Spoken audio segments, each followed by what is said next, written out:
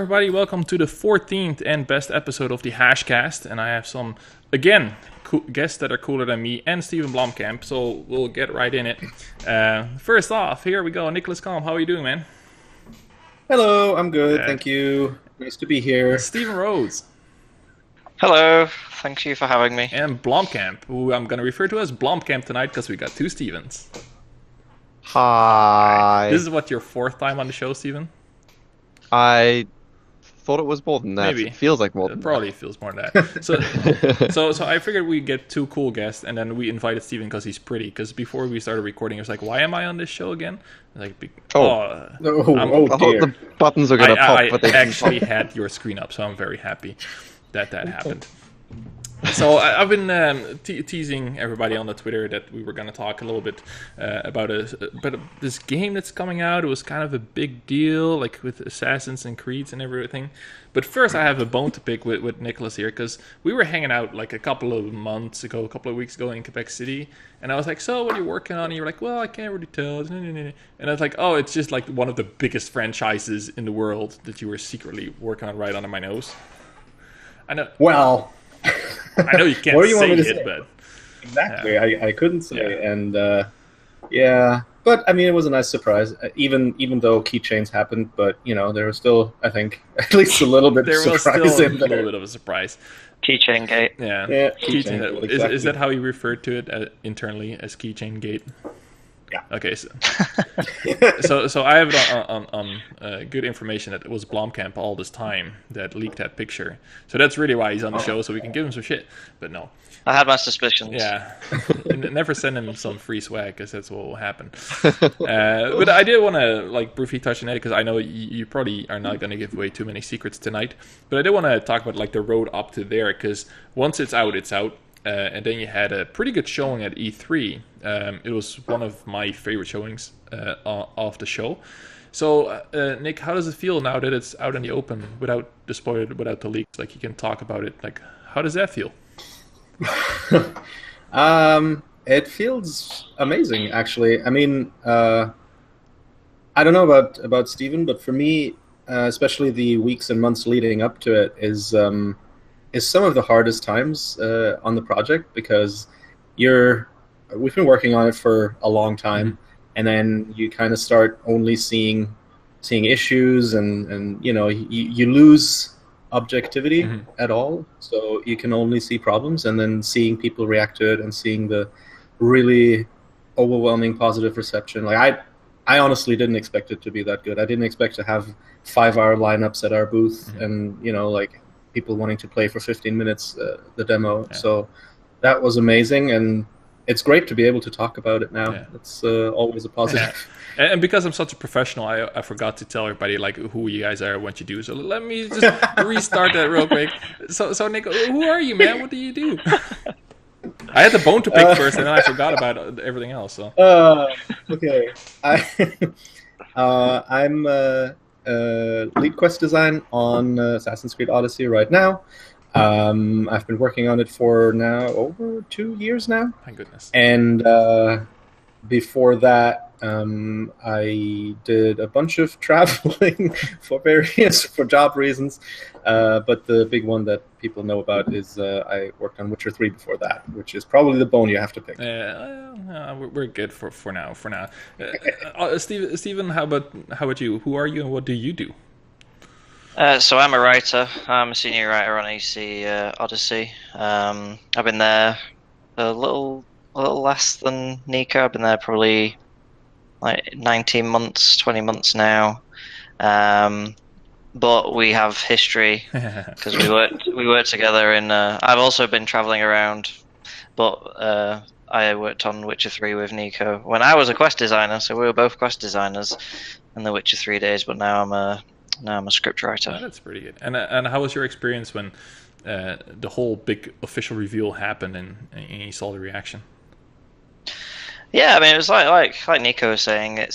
Sometimes it's difficult to be sort of retrospective about something that you see so closely on a daily basis, and you see all the faults and you see all the little nitpicky things that annoy you, but then to see, Assassin's Creed is this huge franchise, so I kind of half expected there to be some buzz, but then seeing everyone's reactions to the changes that we've made to the franchise with Odyssey, and seeing everyone's reactions to like Cassandra, the female playable character, and seeing everyone get really excited for the sort of like new changes to the Assassin's Creed formula was really, really exciting. It was super nice to see all the work we'd done was being received well. Yeah, that's good. So yeah, it was nice. That was good.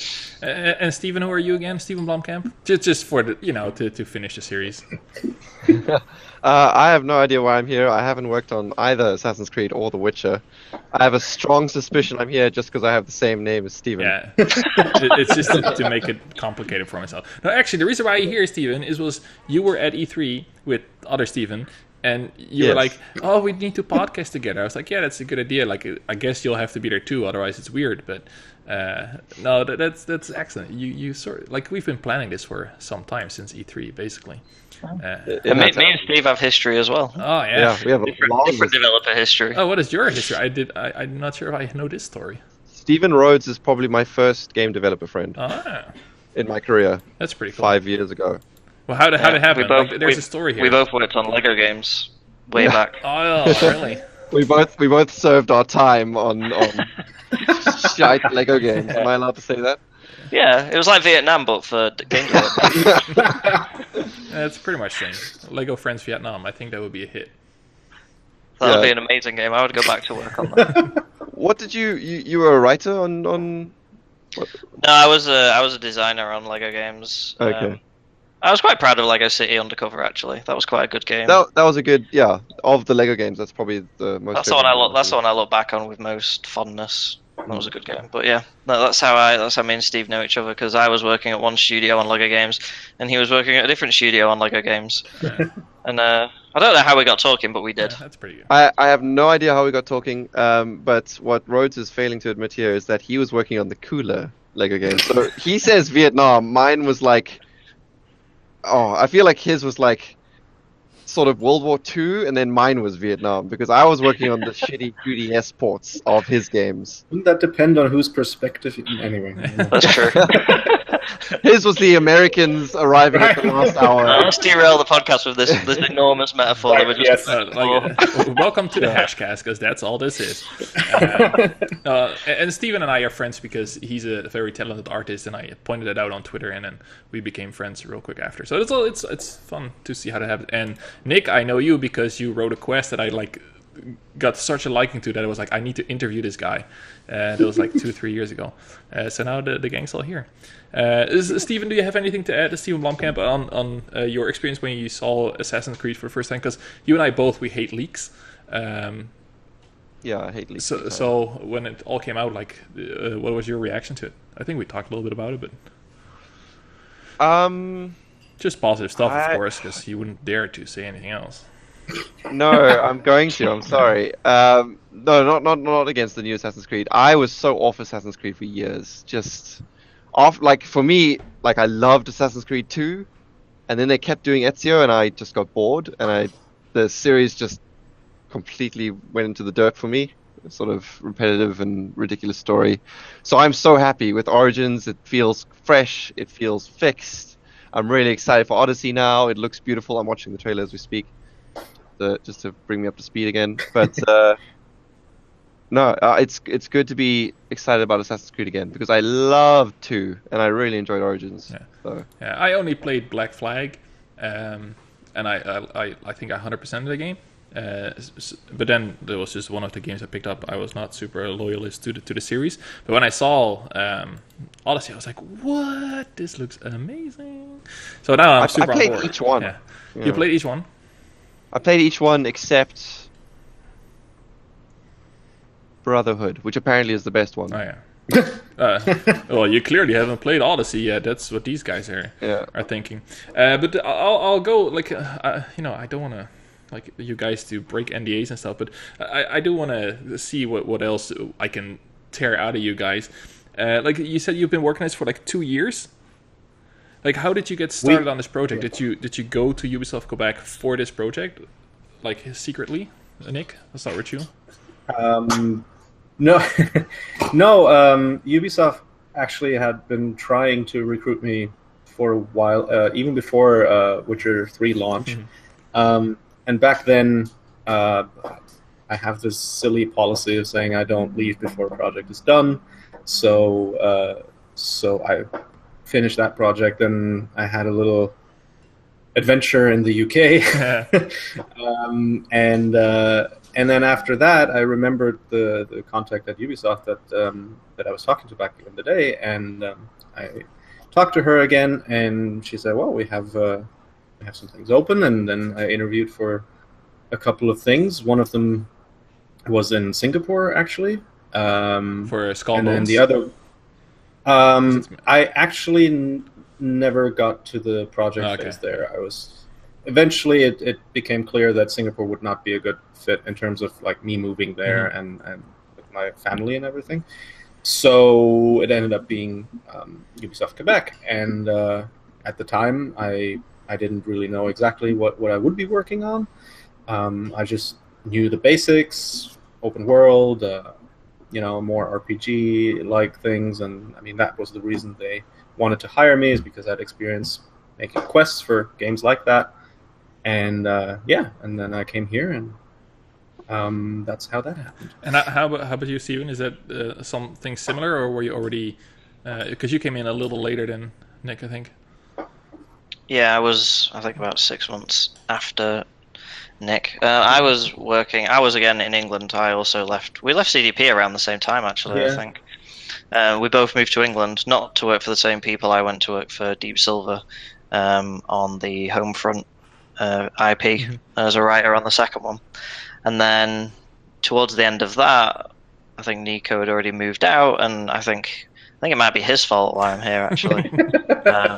Or at least partly, because I'm pretty sure they were looking for writers, and he went, "Oh, I know a writer," and so their recruiter got in touch with me, and then we started talking, and then I came over. But I was a bit like Nico, as in I think they were quite interested in the fact that I'd worked on Witcher and my background's in RPGs and that kind of game. So I remember when I came for my interview, and I had a telephone interview, and then I basically said to Nico, I was like, "Look, I'm not even gonna consider this unless you tell me what this thing is, because I don't want to waste time." So he dropped enough hints where I was like, "Okay, fair enough."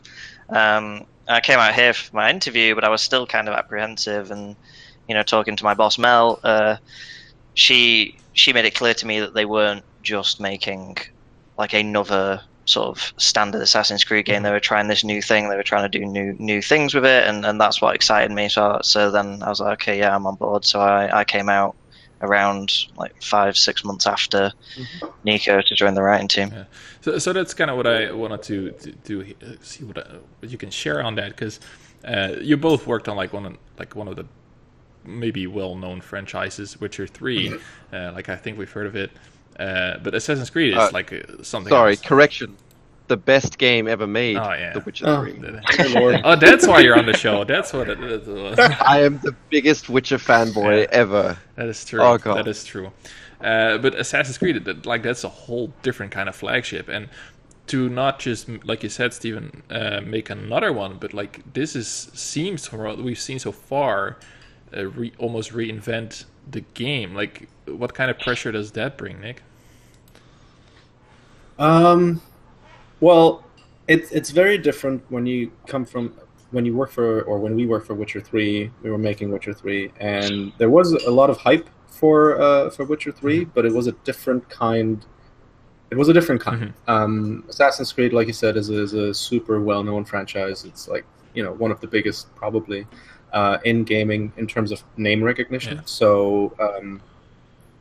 So when I got to talking with my boss back then, and they were explaining what they were trying to do and where they wanted to take the franchise, I was like, this is amazing.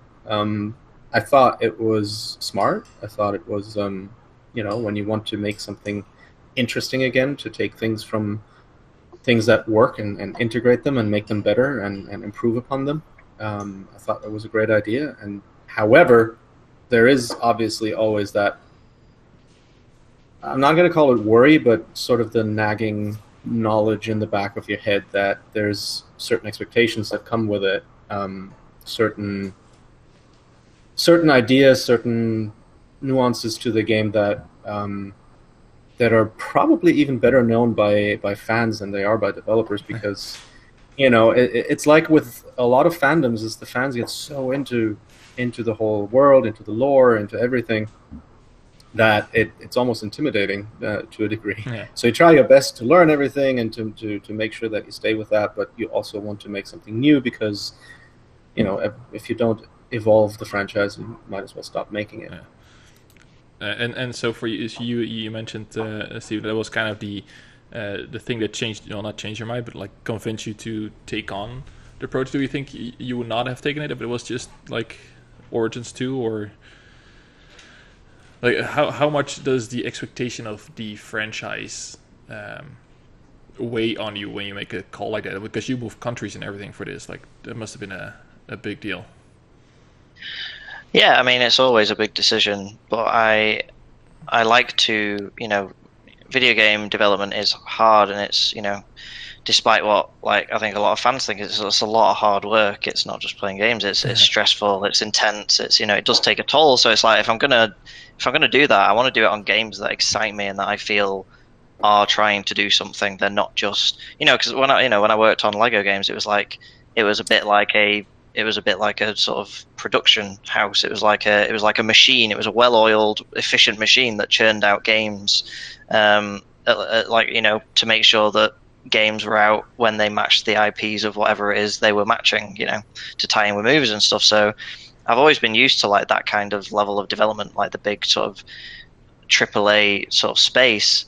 But then, like Nico was saying, like Assassin's Creed is like one of the biggest franchises in gaming. It's like, it's tantamount to something like Star Wars in movies. It's like one of these huge mega franchises that fans are super passionate about. So when you're trying to do something new and you're in that space creating new content and taking things in different directions, we're always aware that the fans would expect to see certain elements and certain things, and we always had to make sure that we weren't sacrificing anything that the brand's become known for to make room for new stuff. But yeah, that's what made me want to do it, is that I saw that they were taking this franchise that's existed for like, I don't know, 10, 15 years. I remember buying them when I was at university, like buying them to play like every year, like around Christmas. So it was like to jump onto something like that, it was a decision that I made because the changes they were making, the new direction, really appealed to me as a gamer.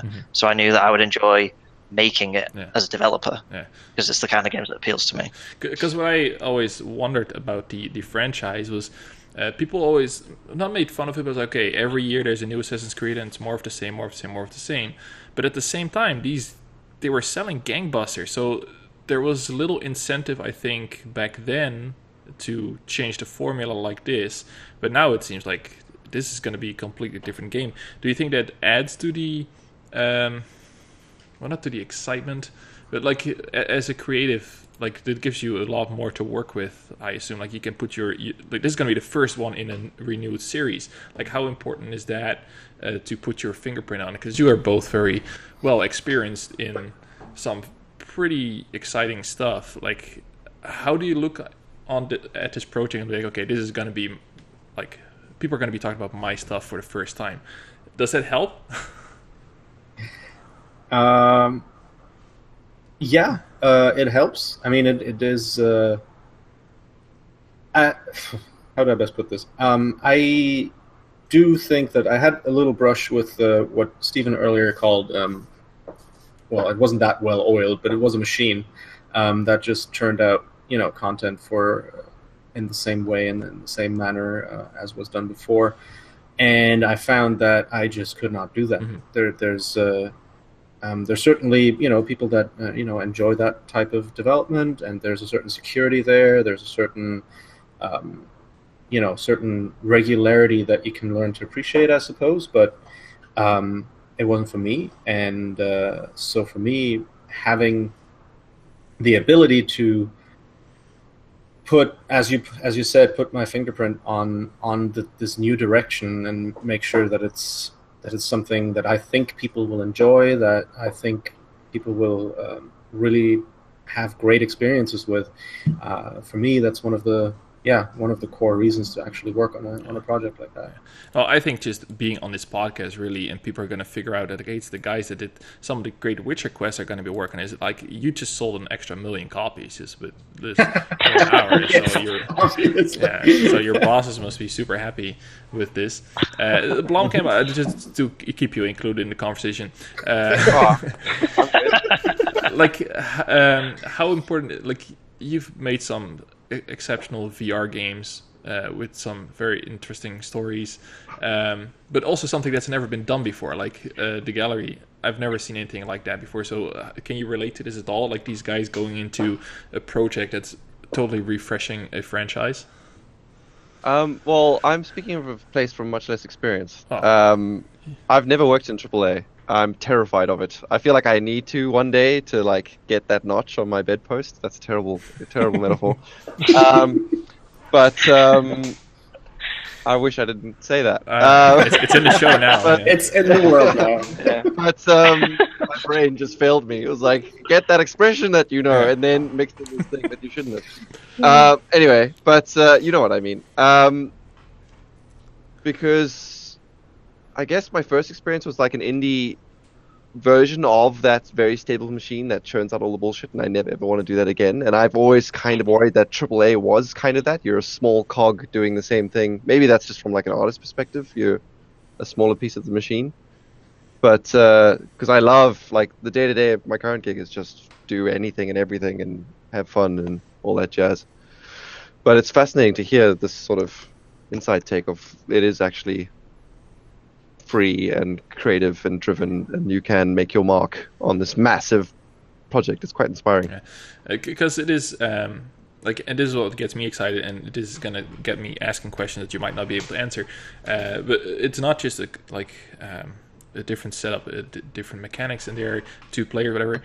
But for the first time, it seems to me that there's also a bit more mythical elements to this game, like this Leonidas spear. Like that seems like a magical-ish object. Are you guys gonna lean in that more heavily because it's blank slate? You're not shackled by that sort of realism, but it might be aliens part, or can you not talk about that at all? Well, I mean, Origins did a bunch of stuff along that similar vein. They explored sort of the first save, and like the artifacts have always been in the series, you know. There's always been, the artifacts have been around, and so again it's like Origins, people really liked the like mythical stuff and all that jazz, like the boss fights and stuff like that. So we pay, obviously, even though it was a different studio, we pay attention to what the other studios are doing on the AC games and stuff, and we look at what people are excited about and what people talk about, and then we try and incorporate them in our own ways into the titles that we're working on. So that's just me basically not answering your question with a lot of words that don't really say anything. I like it. There you go. That's why you're a writer. You can spin bullshit. But I think it's maybe it's because of the setting, because people are usually pretty well known with ancient Greece. So I think what they're maybe expecting is, okay, we're gonna go there, we're gonna like fight Medusa, and like they're gonna think it's God of War mythology basically in your game, even though it's not. Is that something you had to manage, that kind of as writers and quest designers? Like, when are we going to fight Medusa? I just want to know, are we going to fight Medusa? I'll let Nico answer that one. Oh, of course he will. No, we can't actually answer that. However, from a quest design perspective, I suppose, since it's a narrative point of view, the nice thing about the setting and about the story we're telling with Odyssey is that we can explore the mythical that was always in Assassin's Creed, which is the first Civ, which is the civilization that came before all us, that had these immensely powerful artifacts, and how those artifacts actually inspired or caused the conflict between order and free will that is established in the games and in the Assassin's Creeds that came before. So where the Assassins versus the Templar conflict is the core of basically all Assassin's Creed games, this is how that conflict even came to be, and because that is something supernatural, because it's based on that first civilization, on those artifacts, it gives us a lot more leeway when telling stories. Yeah, that's good. Like I have all these questions that you can't probably answer. But what really drew me into Origins was like the I forget the official name, like the documentary mode. I'm not sure. If, like for Ancient Greece, that would I would love that as well. Like it's probably not something you're gonna announce now, but like that brings a whole new aspect to the game, because you have to mix realism with like what you're already working on. But I'm not even gonna pry on that. I just like if that's in it, I'm gonna be so excited. How about you, Blomkamp? Did you use that feature in Origins at all? I haven't got around to it yet, but I love that it exists. Yeah. I feel like that is such a massive bonus to contribute to the culture of gaming, and it as a serious medium that does all sorts of interesting things. Yeah, no, I really liked it, but like I guess a lot of people like Ancient Greece because there's just so many cool stories that you read about as a kid, and it's so well represented in pop culture. So I can't wait to see what you guys are gonna do with it. But I don't want to like put too much pressure on you breaking secrets. But why? Thank you. Yeah, you appreciate it. That's good. But I do want to talk about quests a little bit because you have both been dabbling into quests.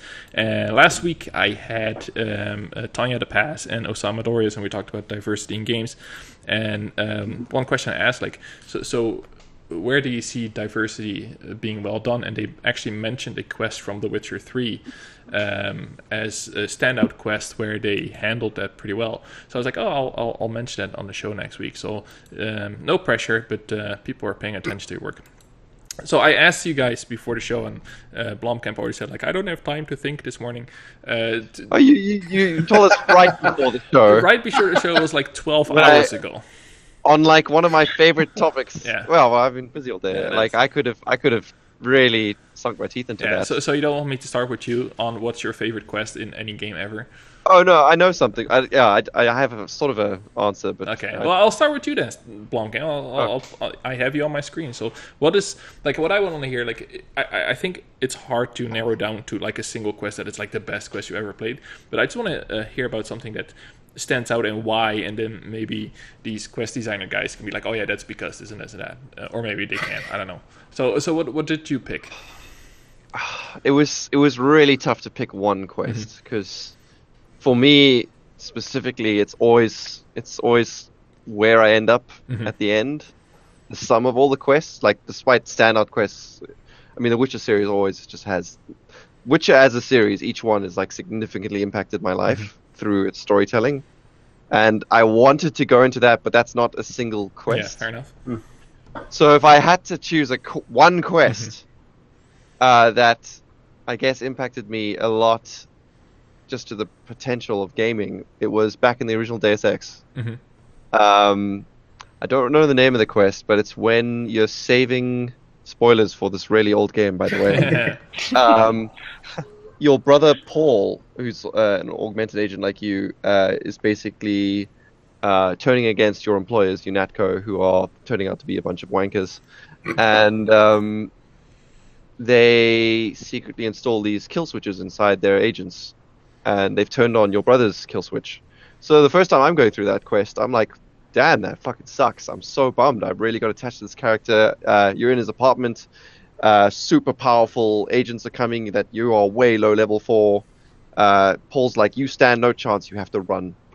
And I ran, and I was legit bummed. And then I was playing the game again, and like this is back when it released, so I was much younger. And I tried to stay and fight, and you actually could. And it like greatly changed the entire game for me. Because I mean, often you get quests and it's like, oh, you made the good guy choice or the bad guy choice, and the consequence is immediate and all this stuff. But that was the first taste of like the power of quests and diversion and the impact of how much I had to appreciate the amount of work designers have to put into every choice you get to make. It was phenomenal. And that's something The Witcher then took and ran with for me. Is there anything you guys want to add to that? Do you know what he's talking about? I know the quest. I love that game. I love that game so very much. But yeah, that's a good choice. That quest was. I think Deus Ex did so early on what so many games, like, they really did show the potential of like branching narrative, not only in like dialogue but like in quest choices. And that was one of the things that really stood out for me in the Cyberpunk demo that they showed this year at E3, was like how the quests can be so different. Like, it felt so Deus Ex to me. But it was exciting for me to see that, because so many games that are RPGs focus on narrative choices within dialogue, which is great, but then really the better choices and the sort of diversity comes from choices made through actual gameplay choices, like choices you actually make in the game. So yeah, Deus Ex is one of the all-time greats. Do you have a favorite quest yourself, Steven, from that game or something else?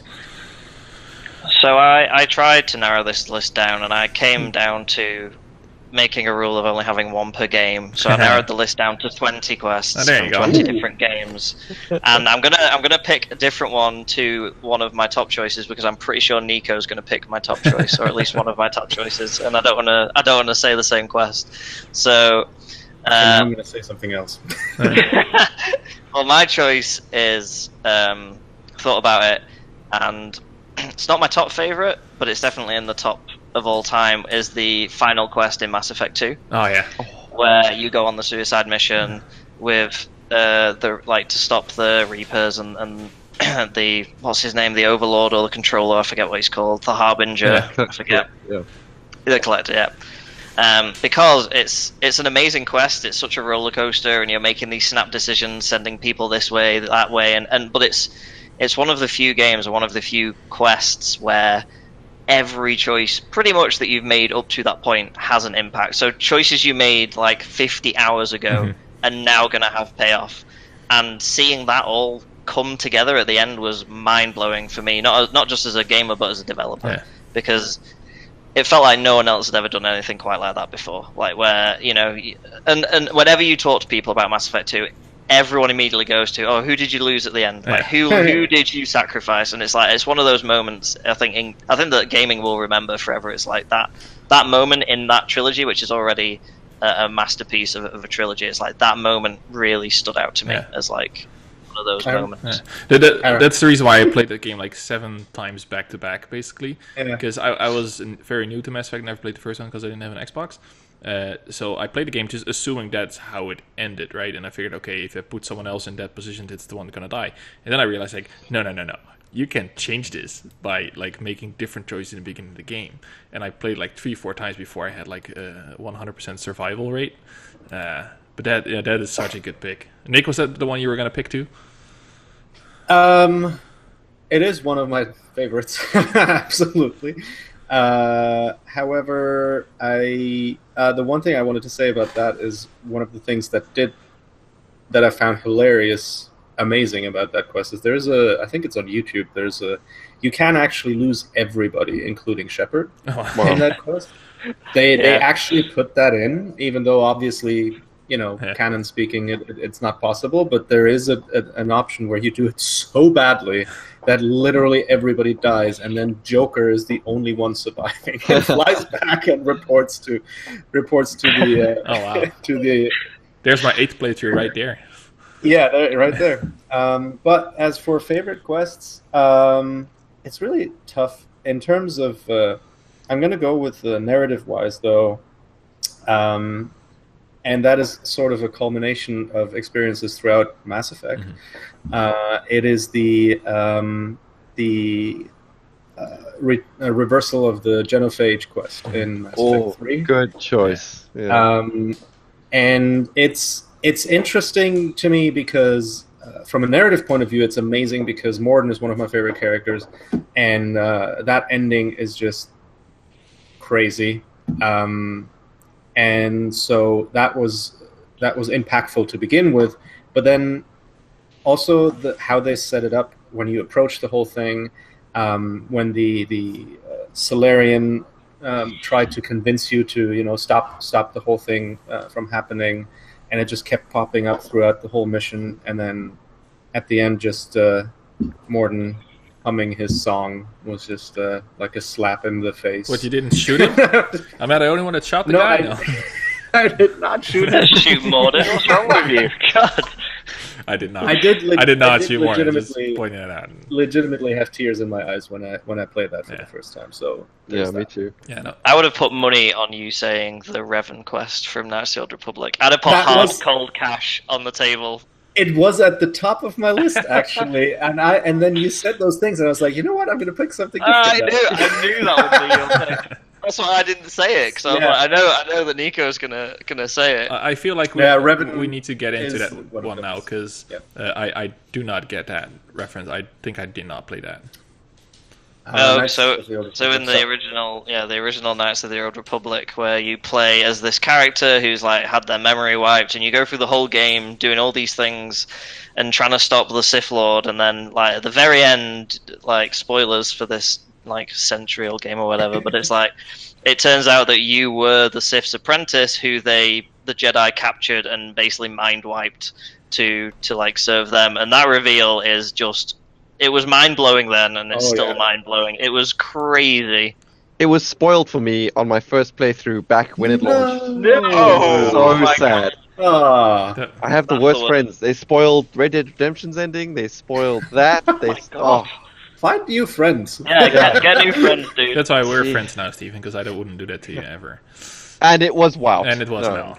But that's good. I'll Yeah. look at that. So I had a couple of picks as well, because one of them, but I didn't want to mention it on the show because like you guys wrote it, but it's the Black Pearl quest in Witcher 3, because that just took me for a ride. That quest, because in most quests you get the reward and there's a payoff and it's great and then you move on.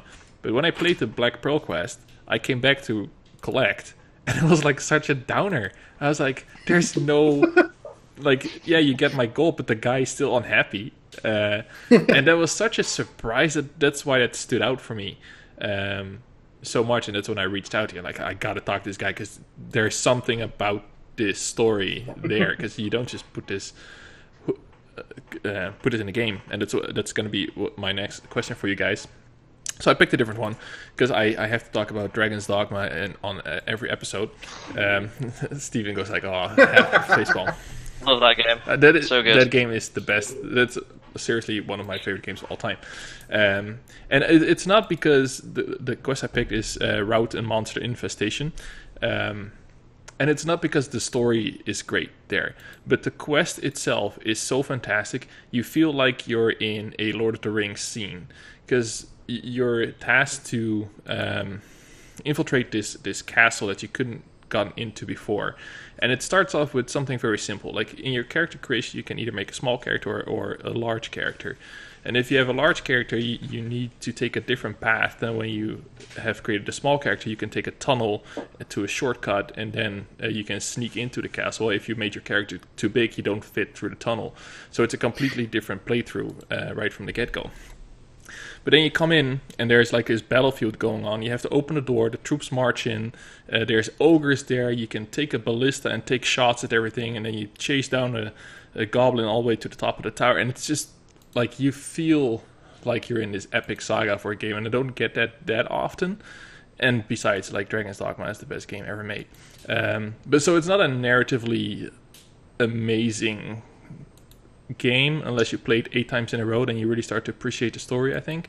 And I've played it. I finished it twice this week because I'm practicing my speedruns. But like I just love it when a game takes me for a ride like that, when I really feel like I'm in a movie, because it doesn't always happen, because it's always very controlled and well set up. It is like just chaos in the best possible way.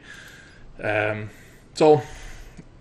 like we all picked something completely different, and that makes me wonder, like, you guys, where do you draw from when you design a thing like this?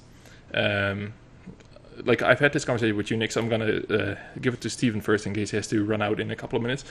Like, as a kid, like, what were your hobbies, man? Like, what turned you into someone who can write these things like as if it's nothing? Although nothing is probably like years of work, but like when you sit down in front of your computer and you start making this, like, where does this come from? Well, this may come as a surprise to you all, but I'm a massive nerd. No. Yeah, I know, right? It feels good to admit it on camera. But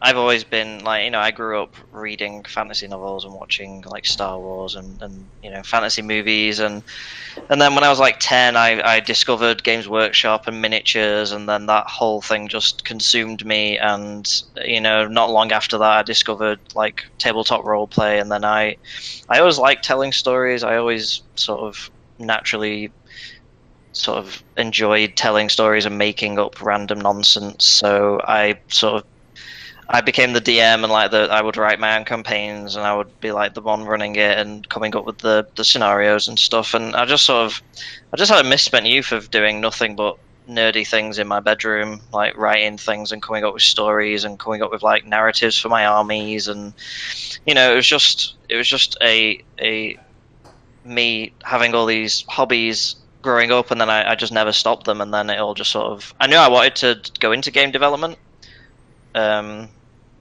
Sort of like when I was a teenager and sort of reaching the point where I had to decide what I was doing. Like I used to flunk off my chemistry lessons to go play 40k at the local Games Workshop and stuff like that.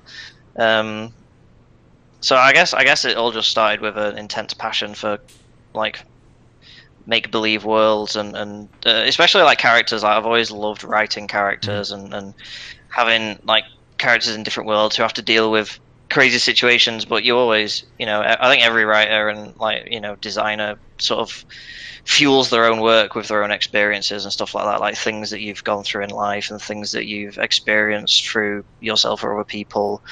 People tell you stories. I always say to everyone, like, if you're going to be friends with a writer, just be completely aware that they will use everything you say and everything that you do to fuel characters in something at some point. Like, nothing is sacred. They will take everything and use it to fuel our processes, because the more you pull from the real world and real life experiences, the more authentic and genuine that characters and worlds feel. So that's the answer to your question. The short answer is everything. Everything is fuel for the creative fire. Well, Blomkamp, you're also a big nerd, but you're not a quest designer, so what went wrong there, man?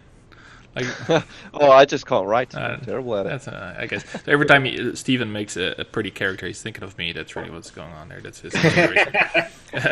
Nick, how about you? Is it like a similar kind of story? It's very much the same. When it comes to designing, one of the nice things about working like that is that Steven and me, or writers and quest designers, as it were, work very closely together when it comes to creating quests, and so whereas the writers eventually focus on the story and everything, in the beginning we're all thinking the same thing, like, what is the story we want to tell, what is the experience we want the player to have, what are the characters involved, so on and so forth. And then when you try to come up with interesting obstacles and steps and maybe some twists and turns that you want to put in there, you draw from pretty much everything that you've ever experienced in your life. So for me, that's surprise. I'm also a nerd, so that's games. In my case, mostly PC games, but also RPGs, tabletop RPGs, and so on and so forth, and then real life experiences, whatever those might be. So there's a lot that you can draw from, and I think one of the suggestions I always have for people who ask me, like, okay, so what do you do? What should I do to be a better designer, better quest designer, better writer, whatever might be the case? Experience things. Yeah. Like, the more experience you have, do things, find things that you can draw from as an experience. Yeah. It doesn't matter what it is, if it's writing, if it's playing games, if it's whatever might be the case. But the more experiences you have, the better you can convey them. Yeah. Do you think, because we're all kind of in this, well, Stephen Blanco say, no, you're way older than everybody else, which is maybe true. When we grew up, we had, I think, a limited resource of material we could draw from. Like, it was kind of, all came from one place, like the traditional fantasy. Do you think the writers that grow up today, where that kind of stuff is way more mainstream and way more accessible, are gonna create different kind of material? Or do you think we always come down to the D&D base rule sets that kind of started. Well, I'm not sure it started as well because it was around before that, but you get what I mean? Like, that's what we all grew up on. It is all where we draw a lot of inspiration from in stuff we like today. Do you think that's going to have an impact in what games writing is going to look like in the future?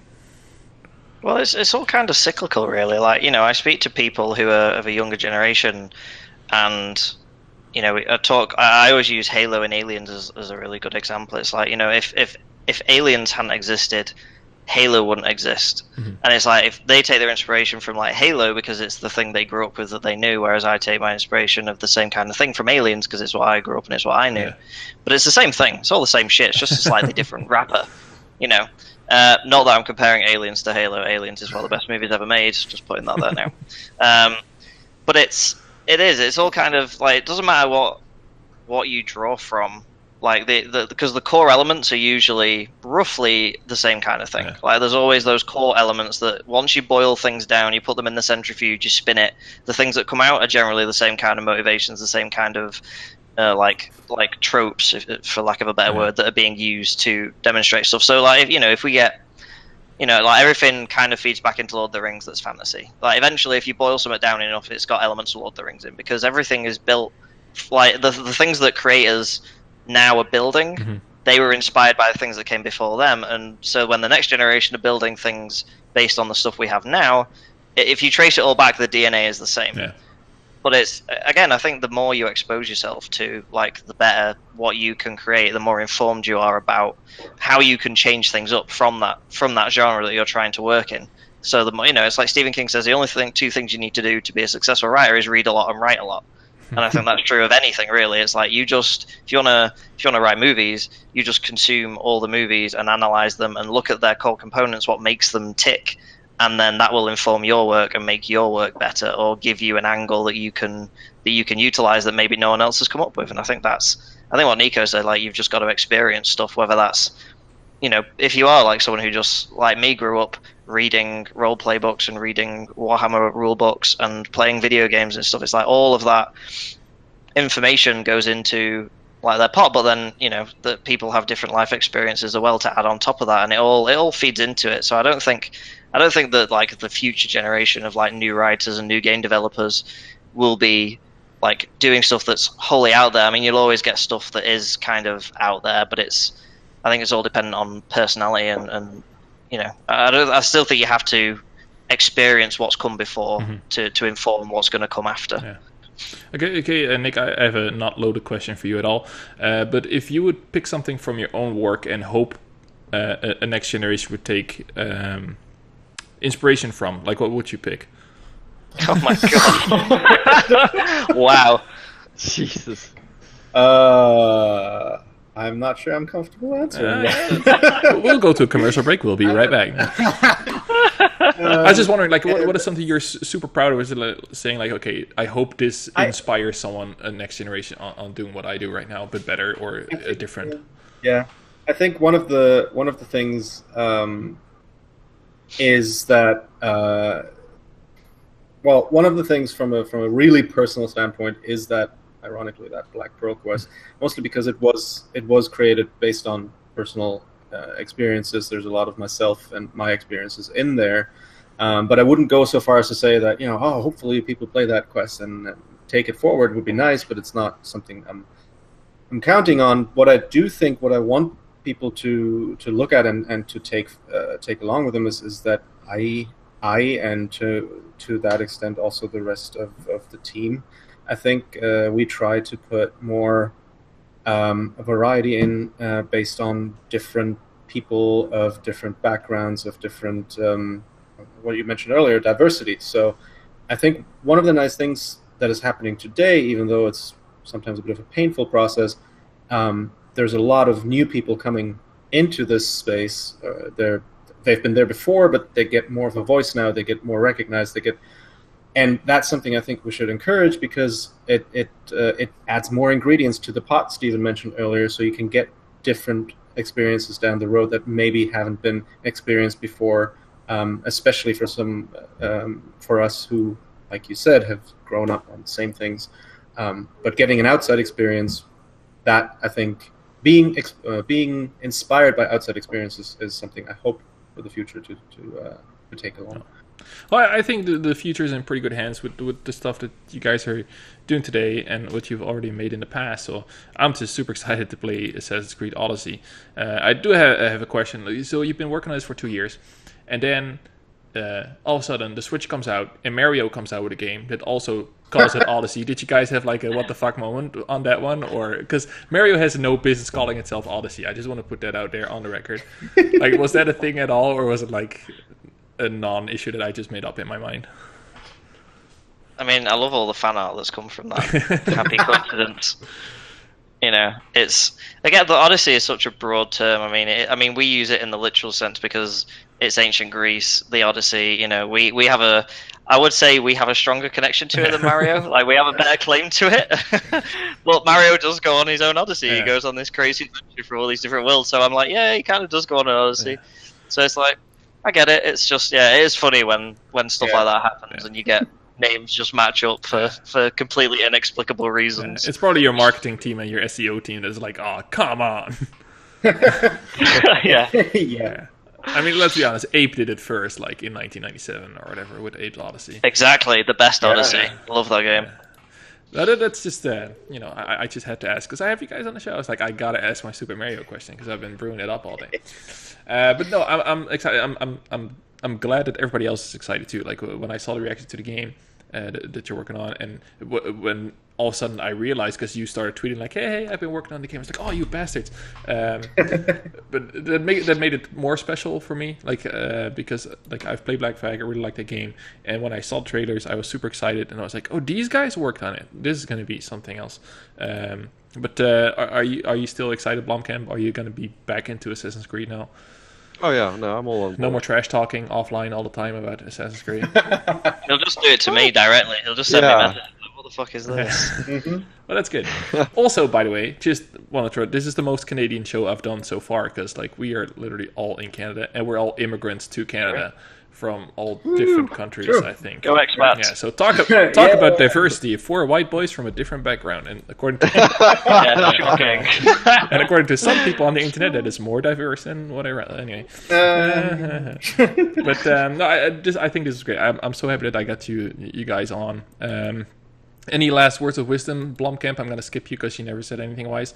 But Steven, I know you have to go soon. So anything you want to instill in my listeners, saying like, go play my game, or actually, I usually end with podcast and shill. So I'm going to give you the opportunity to shill for yourself and any product you want to put out there. Well, I mean, if people want to go play Assassin's Creed Odyssey out October 5th, that would be cool. Available at all good retailers and the internet and every online store. But no, I like writing video games. It's a passion of mine, and to be able to contribute writing to a game of this magnitude and of this quality with a team of amazing people, because me and Nico, we worked on The Witcher. That's great. Everyone loves that game. But the team is so big, and it's made up of so many amazing developers. Like the amount of times I've been talking with someone at work and they've just casually dropped a name of a game they worked on. I was like, "What, you worked on that?" And it's blown my mind. Like it just the sheer amount of raw talent at the studio is insane, and it really does fill me with a sense of sort of pride and like humbleness that I get to work with these amazing people and these amazing developers like on a day-to-day basis, coming up with the coolest, craziest shit that we can. And it's been super fun, and I can't wait for everyone to play it, and I can't wait to watch the videos online of people playing it and making choices and then being shocked and appalled at the choices they made and the things that it led to, because they're the best videos. So yeah, I'm just super stoked to have been a part of this particular Odyssey and sing. And yeah, I'm excited to come out, and if people want to listen to my ramblings and follow me on Twitter, where they will hear I don't really do opinions, I just like to ramble about things I'm passionate about and retweet people's amazing miniature painting. But I'm at Rhodes_writes, and they can follow me. Awesome. How about you, Nick? You want to shill for something? So Steven's already put a lot of stuff out there, so yeah, I hope that when October 5th rolls around, that everybody's going to have a great time playing the game. It's been a lot of fun working on it. A lot of hard work went into it from a lot of people with a lot of talent, with a lot of passion for it. This is why the E3 reveal was such a great experience, is because all that positivity that we got back from it, reinvigorated everybody. Everybody's even more excited now to finish the game and to put it into the hands of the players. And I can't wait for people to play it. I can't wait to watch the live streams of people playing it. I know I'm going to be watching people experience the game for the first time live, and that's going to be amazing. And I am really proud of what we've accomplished as a team, and I'm really proud of everybody that worked on the game, and really happy that I could contribute to the project. So I hope everybody will be happy when they play it. If everybody wants to follow me, I too have a Twitter thing where I randomly post stuff and retweet a lot of Cassandra fan art. It's at @nquill and ink, but you probably want to type that out at some point in your description of the podcast. I'll do that. And also, you have the best coffee gifts in the morning. I do coffee gifts in the morning for wake up. Yeah, I love that. That is good. One day you're gonna run out. One day there'll be a day where you'll have no coffee gifts. Maybe. Yeah. I also think you guys should do like a reaction video, just like Corey Barlog did when he read the reviews, because you'll get like 100,000 views right there. Right. You should do like a very like, oh my goodness, like show some passion. Okay, Steven Blomkamp, I'll give you the opportunity. I want to hear about your new show that you're setting up. Well, that's never going to happen. One day eventually, I'm going to launch Game Camp, which will be me commenting on the industry and focusing on audience interaction with the industry and improving that sort of very broken relationship at the moment. Okay. And where can we find you, Steven? You can find me at @sblomkamp on Twitter, and I tweet a lot of pictures of my cat. Yeah, it's good. It's good. Wholesome. It's pretty cute. Very wholesome. But it's awesome. You should also do a reaction video. I don't know, to whatever. Do a reaction video to our reaction video. Yes. Yeah. Yes. Well, and I am the Hashtagonist, and on this show we've sold like 1 million copies of the Assassin's Creed and probably 17,000 of The Witcher 3 just to play the Black Pearl quest, because you should, because it's really good. And you can find me at my own show, The Hashcast, and on Twitter at the Hashtagonist. And if you found me through some of the other mysterious podcasting channels, you can also find me on Patreon/the Hashtagonist and throw me a buck every now and then so I can keep paying these cool guests to show up. And Steven every now and then. We get paid? Whoa, we get money? What? Oh my god. I mean, I wasn't aware of this. could. Like, that's what I need to make more than $32. No, thanks, guys. That was awesome. Thank you for tuning in on this all-Canadian show. And if you're still listening, I hope to see you again next week. Thank you. Thank you.